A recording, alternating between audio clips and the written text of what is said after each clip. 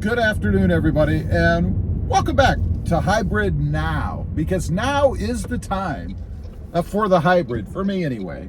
If you're new to the channel, and thanks for stopping by, please consider subscribing. I just picked up a 2023 Toyota Prius Limited.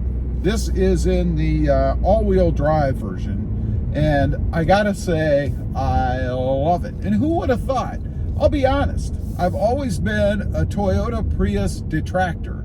Always made fun of it on my other channels. You know, I have trucks, so of course the Prius is probably the furthest thing you can get from a truck, right? They're big, heavy, and like to drink gas. But anyway, I decided to grab this because frankly, I love the looks of it, and I love the technology of it, so I thought, why not? And I always say, I kind of have to fall in love with a vehicle before I buy it. I did. I fell in love with the Prius. I can admit it. I may need to seek counseling or something, but here we are. So we're out driving around today, and I wanted to give you a little bit of insight, as to what you can expect from the Toyota Prius. You know, you've got lots of reviewers out there talking about negative things. You know, it's loud, you hear a lot of road noise. I'm not going to go deep into that because I've talked about it in a previous video. But let me say, I don't hear a whole heck of a lot of road noise as compared to other vehicles that I've had.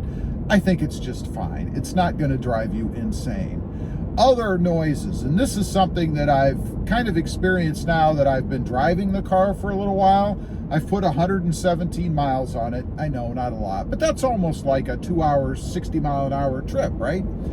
It does make some different kinds of noises. You might hear some of those as we're driving around. When I slow down, it kind of makes like a whirring kind of sound or something. Let's see if we can hear it. It was right there. It kind of goes, you know. I think that's the regenerative braking or regenerative charging for the battery system. It's kind of grabbing, if you will, creating friction to charge the battery. At least that's my interpretation of it, right? It's actually kind of cool. I kind of like it. It gives me that futuristic feel, right? Kind of like the Jetsons, you know, their little spaceship things used to make a little whirring sound. Well, it's not really like that, but anyway, it just kind of gives me that futuristic kind of feel. I think it's pretty cool. It makes other noises. You can hear things clicking and making noises and changing sounds and things as you're driving around. Nothing that drives you crazy. And honestly, if you listen to the radio, and I do have the JBL system in this, by the way, the upper system, because it's the limited trim, you're not going to hear any of this stuff because the radio is going to drown it all out. Something else I learned, because I'm making my way through the manual, I decided that since this is a new experience for me in the form of a hybrid, I would actually read the manual cover to cover. I'm about halfway through. I discovered that it does put out sound when it's in EV mode for people, pedestrians, so that people can hear you. Because this car, when you're first taking off, is in EV mode. I mean, unless you floor it. So it's very quiet. And it's a very strange feeling. You know, the operation procedure for the car, and yes, I had to learn this. I've never had a hybrid before. You go out, you get in, you've got your key fob in proximity, hopefully on you, you know, because you're going somewhere. So you get in, shut the door, and push the power button. It's called the power button. And a little icon or verbiage comes up on the screen that says ready.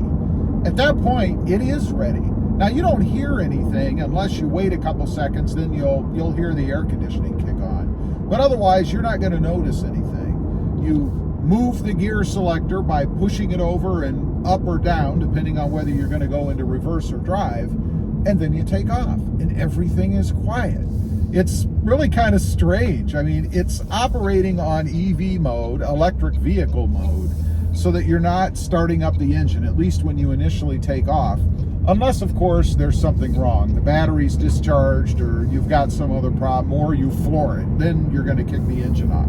And speaking of kicking the engine on, let me show you a little video here of what it looks like on the readout on the screen. There's an option you can select. I'm going to go ahead and do it now. I'm actually on navigation, I guess. It's called Energy Flow. Once you hit that, a picture comes up, a video picture like thing, and it's like an animation, and it shows you the flow of energy through the car as you're driving. Take a look.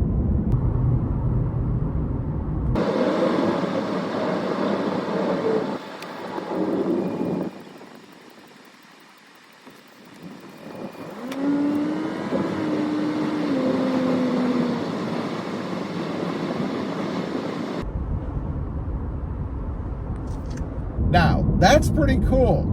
If you don't know what all those things are, in the front, you'll see an orange shape. That's your engine. Right behind that, you'll see another orange shape. Kind of looks like a cylindrical cone or something. That is one of the drive motors, I guess. Then, as you go on back, you'll see a long cylinder that's blue. That's your battery. And it even shows you, I believe, what the charge is in it. It has different rings. Mine right now is about 3/4 charged, it looks like. Going on back, you'll see a second drive motor for the rear wheels. Now, that doesn't light up very often. I don't know if I've seen it light up yet. That would be the all-wheel drive system. So primarily, when you're driving around, according to the screen I'm seeing, you're driving around with just the front wheels. Front-wheel drive, in other words. Pretty cool. I find that I leave that on most of the time in lieu of the map or even the radio screen. You can still play the radio while it's on, by the way. But I leave that on so that I can see how the power is being distributed through the car. It's very interesting to me. Again, a new hybrid owner here, so I'm not used to these things. I think it's pretty cool. And what's amazing to me is when the engine kicks on, when you're driving down the road, it's seamless. Right now the engine is on. It's kicked on while I've been talking. So I don't know if you guys noticed any sound or anything, but I can't tell. I wouldn't know the engine was on if I didn't have that graphic or display. Right now it just kicked off. Right now we're in full EV mode, it would appear. And I'm slowing down because we're hitting a stoplight. So I'll be quiet so you can hear that you can hear the battery charging.